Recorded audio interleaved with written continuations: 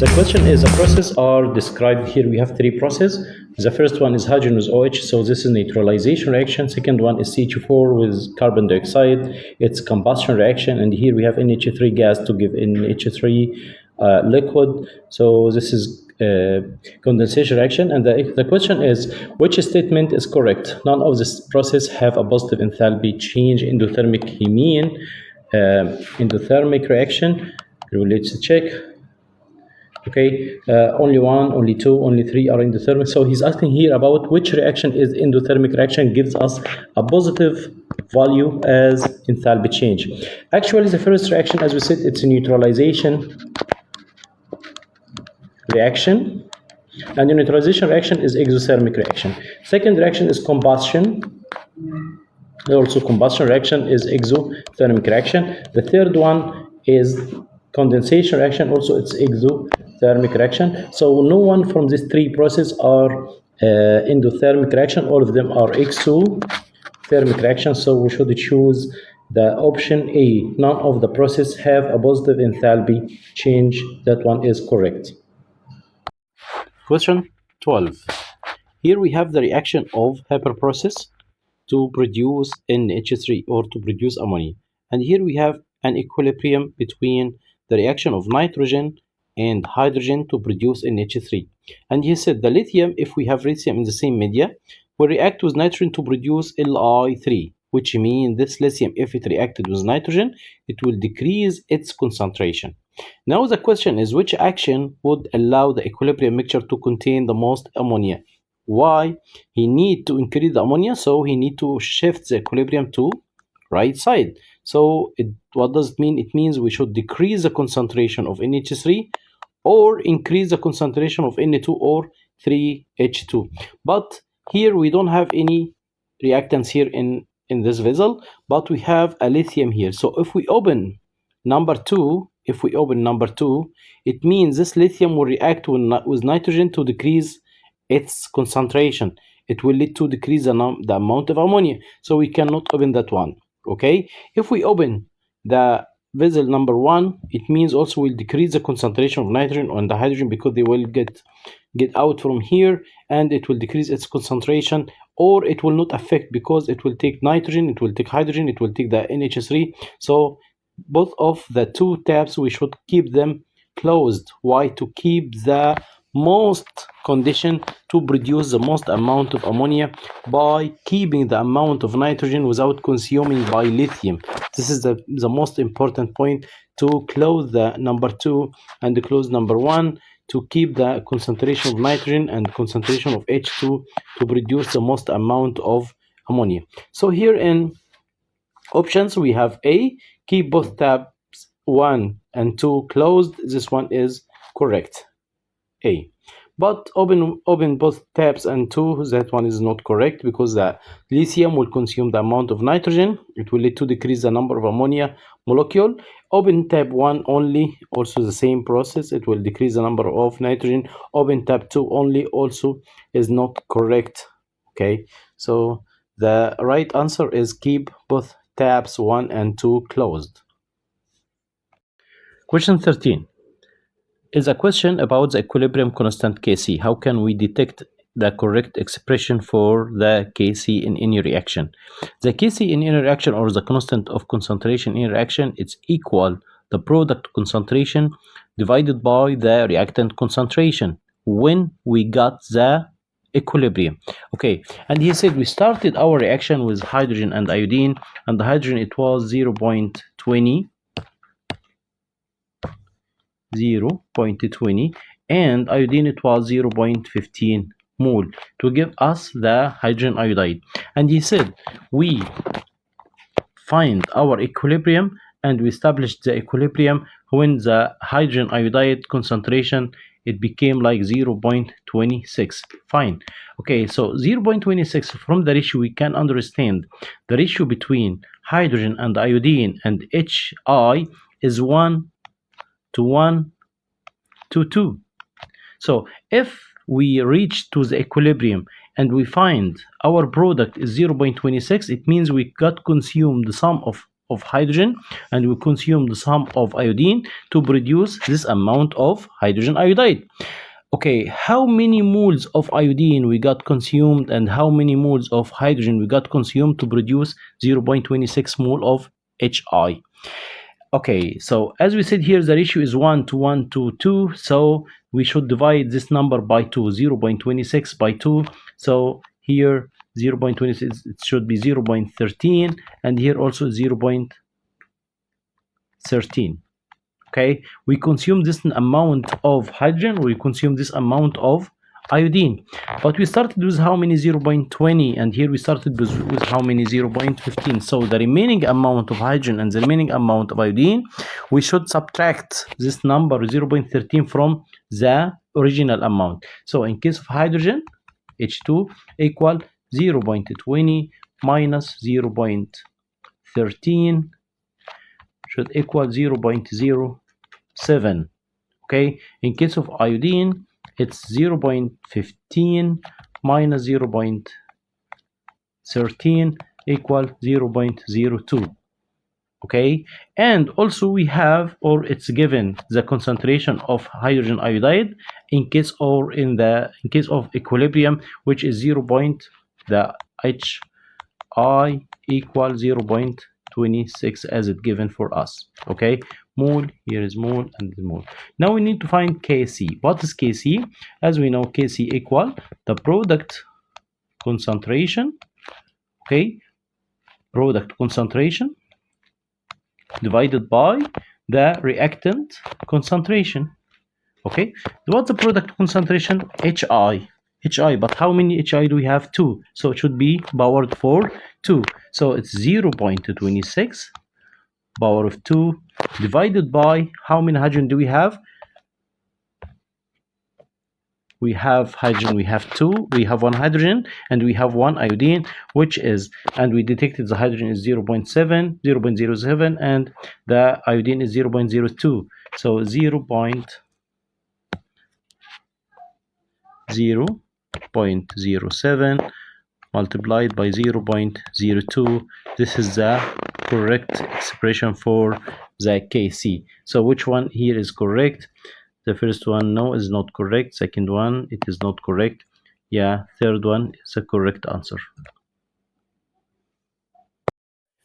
Reaction number 14. In acidic condition, iodine reacts with propanone in a substitution reaction. It means here this is a reaction between iodine and propanone, and iodine as a halogen, it can substitute 1 hydrogen from CH3 to give us this product, and iodine will get decolorized and the color of iodine disappear. The yellow color or the yellow brown color will disappear.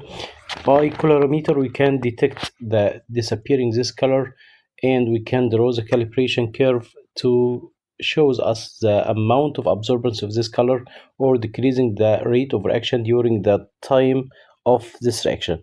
Now we need from us to find the rate of reaction, and as we know the rate of reaction, we can detect it from the delta change in concentration of iodine divided by the delta change in time. But now we need to find, we know the delta change in time, we can find it from the graph, no problem, but how can we detect the delta change of concentration? Here we have two graphs. The first one is calibration curve using the known concentration of iodine and the absorbance or the disappearing color of iodine. Okay, what is he asking about? He's asking about the rate of reaction at 20 seconds. Okay, look at the first curve in the right curve. The right curve we have here in 20 seconds, absorbance of iodine, it was 0.3. Okay, from the other curve, when absorbance it was 0.3, the concentration of iodine it was 0.15.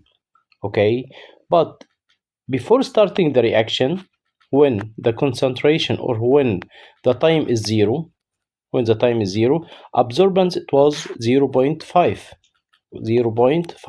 So in absorbance 0.5 before the reaction, the concentration of iodine it was 0.25.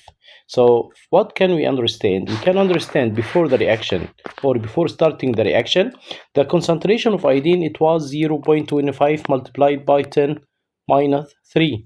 Okay, and got it changed by the time by 20 seconds to be 0.2015 from the absorbance. We detected when the time it was 20, okay, the absorbance it was 0.3, and when it was 0.3 the concentration it was 0.15. So how can we detect now the change in concentration?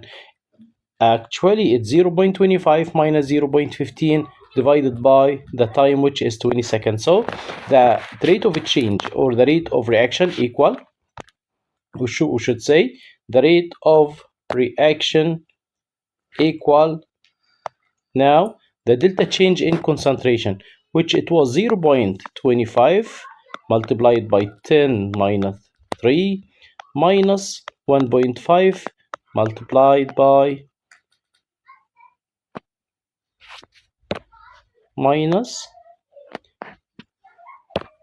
0.15 multiplied by 10 power of minus 3 over 20. We will find it after we finish this calculation.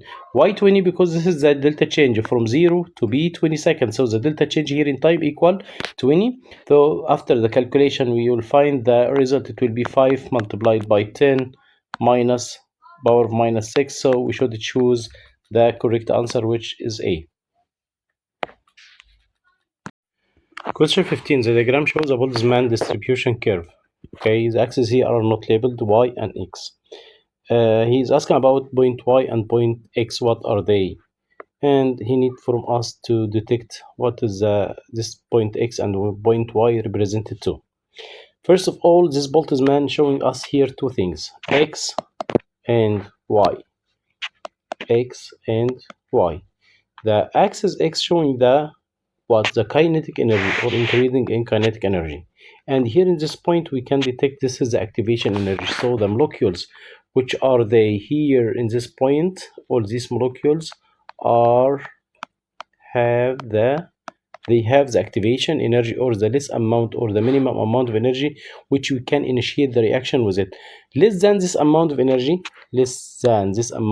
like these molecules after this point, they are less than amount of energy which we need to initiate the reaction, so they cannot share in the reaction. But before this before this activation energy, before this point, all of these are able to react.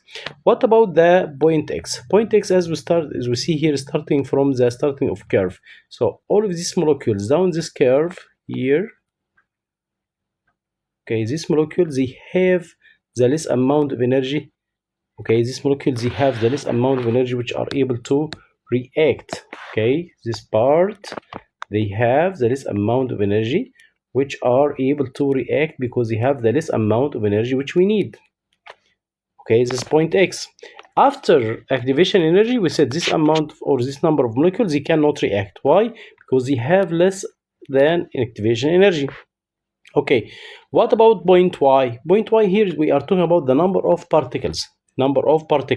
And y here, as we see, it's the peak of curve. Okay, so the point y here is the largest number of molecule, because here this is not amount of energy, but this is the number of molecules. So this is the largest number of molecule with the same energy. Come to check the options which they give out for us. Here, a number of molecule with inactivation with energy equal to activation energy. Yeah, it's correct. Okay, largest number of molecule with the same energy. Yeah, it's correct. So A is correct. Come to check B. Number of molecules with energy equal or greater than activation energy, the point X. No, here is the number of molecule which they have activation energy, not more than activation energy. So here that one is not correct. Okay, largest number of molecule with the same energy. Okay, that one is good. So B is not correct. C, number of molecule with energy equal to. Okay, that one is correct. The amount of energy of the greatest number is not amount. Here Y, the XY is number of molecules, not amount. The other one also is amount, so that one is not correct too. So the first option, which is A, is the correct answer. Question 15. The diagram shows a Boltzmann distribution curve. Okay, the axes here are not labeled y and x. He's asking about point y and point x. What are they? and he need from us to detect what is this point X and point Y represented to. First of all, this Boltzmann showing us here two things, X and Y. X and Y. The axis X showing the kinetic energy or increasing in kinetic energy. And here in this point we can detect this is the activation energy. So the molecules which are they here in this point, all these molecules are they have the activation energy or the less amount or the minimum amount of energy which we can initiate the reaction with it. Less than this amount of energy, like these molecules after this point, they are less than amount of energy which we need to initiate the reaction, so they cannot share in the reaction. But before this before this activation energy, before this point, all of these are able to react. What about the point X? Point X, as we see here, starting from the starting of curve. So all of these molecules down this curve here, okay, these molecules, they have the less amount of energy. Okay, these molecules, they have the less amount of energy which are able to react. Okay, this part, they have the less amount of energy which are able to react because they have the less amount of energy which we need. Okay, this is point X. After activation energy, we said this amount or this number of molecules, they cannot react. Why? Because they have less than activation energy. Okay, what about point Y? Point Y here, we are talking about the number of particles. And Y here, as we see, it's the peak of curve. Okay, so the point Y here is the largest number of molecule, because here this is not amount of energy, but this is the number of molecules. So this is the largest number of molecule with the same energy. Come to check the options which they give out for us. Here, a number of molecule with activation with energy equal to activation energy. Yeah, it's correct. Okay, largest number of molecule with the same energy. Yeah, it's correct. So A is correct. Come to check B. Number of molecules with energy equal or greater than activation energy, the point X. No, here is the number of molecule which they have activation energy, not more than activation energy. So here that one is not correct. Okay, largest number of molecule with the same energy. Okay, that one is good. So B is not correct. C, number of molecule with energy equal to. Okay, that one is correct. The amount of energy of the greatest number is not amount. Here Y, the XY is number of molecules, not amount. The other one also is amount, so that one is not correct too. So the first option, which is A, is the correct answer. Question 16. What are the acid-base nature and structure of sulfur dioxide? This question is very, very easy and important. He is asking about the nature of oxide. This oxide, is it acid or base? As we know, oxides are maybe four options or four categories. What are they? Acidic and basic. Acidic and basic. What is this two? Amphoteric oxide and the neutral oxide. Okay, let's finish first amphoteric oxides. There are three. What are they? Aluminium, Al2O3, aluminum oxide, ZNO, zinc oxide, and lead oxide. These three are amphoteric oxide. What does it mean of amphoteric oxide? They can react with acids as base and react with base as acid. So they are amphoteric. They have the same behavior of acidic and basic. Okay, what are the neutral oxides? Example for neutral oxide: H2O is neutral oxide, carbon monoxide is neutral oxide, NO, nitrogen oxide, also is neutral oxide, NO2 is neutral oxide. Okay, the main two categories is the acidic and basic. What are acidic? Acidic, they are non-metals oxides. Non-metals oxide. So all of non-metals oxide are acidic nature. And what are basic? The metallic oxide. Or metallic oxide. Like what? Like NaO, This is a metallic oxide. KO, K2O is metallic oxide. Okay, CaO is metallic oxide. Okay, so this is basic oxide. What about the acids or the acidic oxides? Acidic oxides, they are non-metals, like what? Like SO2, like CO2. Okay, all of the non-metals oxides, they can give me acids, or if we dissolve them in water, they will give me acids. So here is asking about SO2. SO2 is sulfur dioxide. First of all, is it acidic or basic? This is non-metal, so it should be acidic, one of the A or B. Come to the other structure. Is it giant covalent lattice or simple molecular covalent bond? Okay, S can react with oxygen by this way, so it is simple molecular covalent compound, so we should choose B. Question 17. Element X and element Y are in period 3 of the periodic table. Element X is either phosphorus or sulfur. Element Y is either sodium or magnesium. So he gives us here some information about element X and element Y. He needs from us to detect them. First of all, element X forms an oxide that reacts with water to give a solution containing the aqueous anion XO4 minus 2. Okay, so how can we detect the element X from this information? As we know, here we have two elements, phosphorus and sulfur.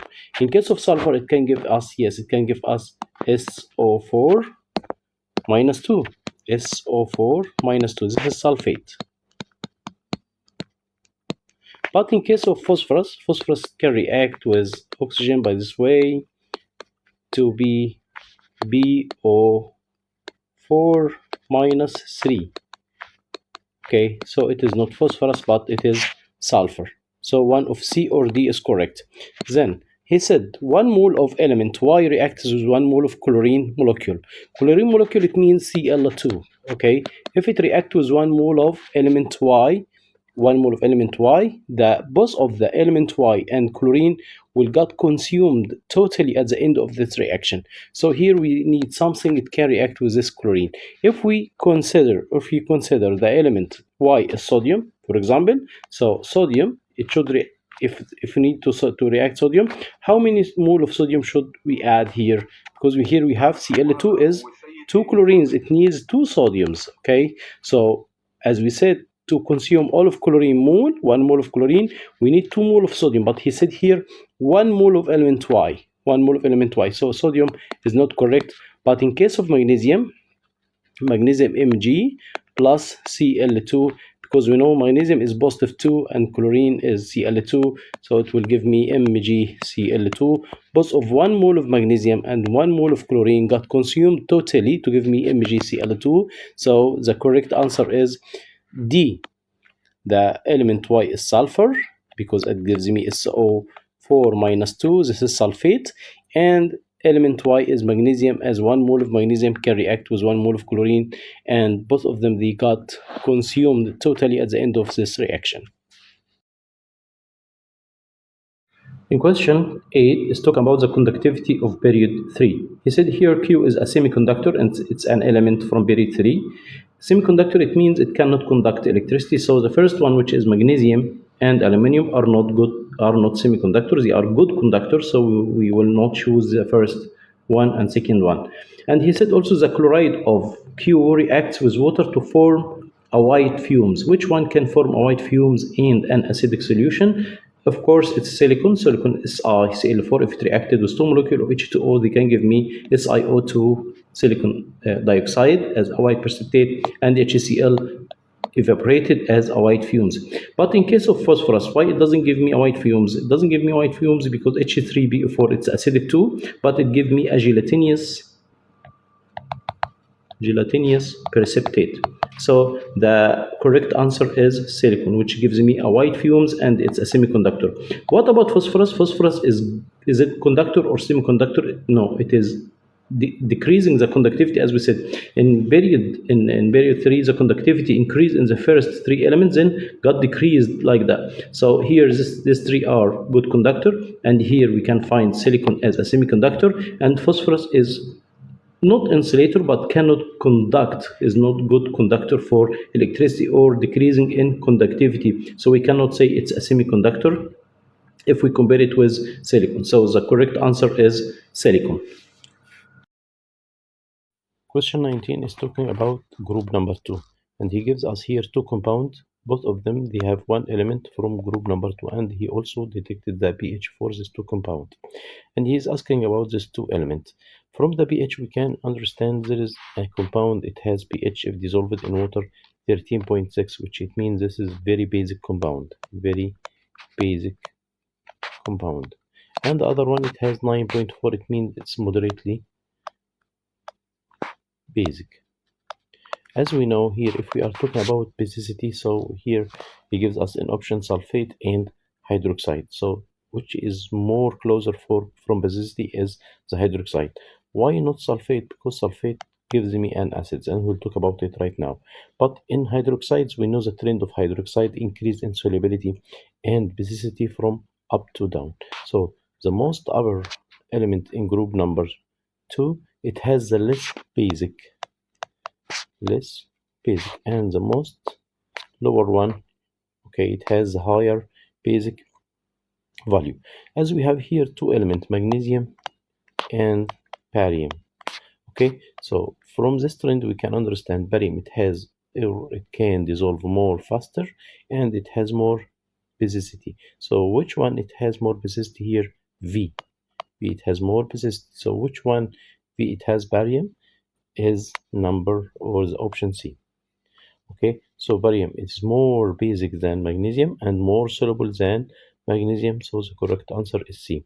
Why not sulfate? Sulfate, we have here two compounds, barium sulfate and magnesium sulfate. Barium sulfate, as it's insoluble in water, so if we dissolve barium sulfate in water, it will not dissolve, so it will not affect completely in the solution pH.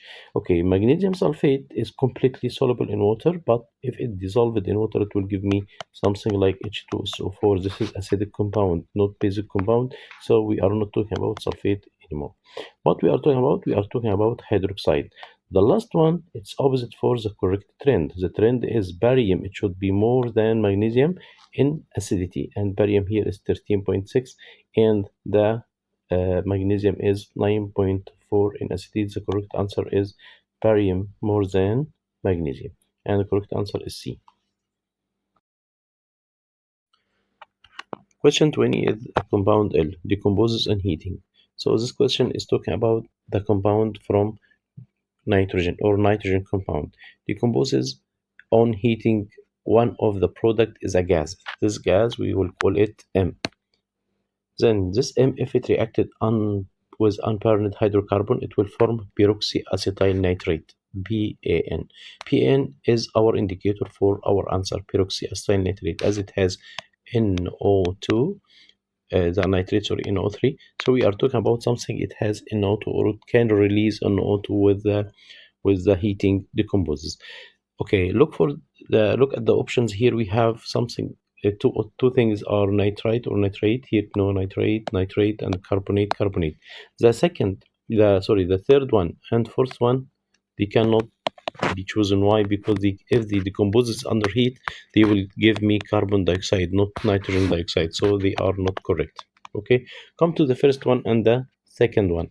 The first one is not correct chemical formula, as Ca, it should be positive 2 and NO3 is negative 1. So that one is not chemical formula. The correct answer is calcium nitrate. So calcium nitrate NO3 under decomposes by heat should give me CaO first plus NO2 plus half O2. So here this compound which can release NO2, okay, as a gas M, and this gas, if it reacted with unburned hydrocarbon, it will release PAN, peroxyacetyl nitrate.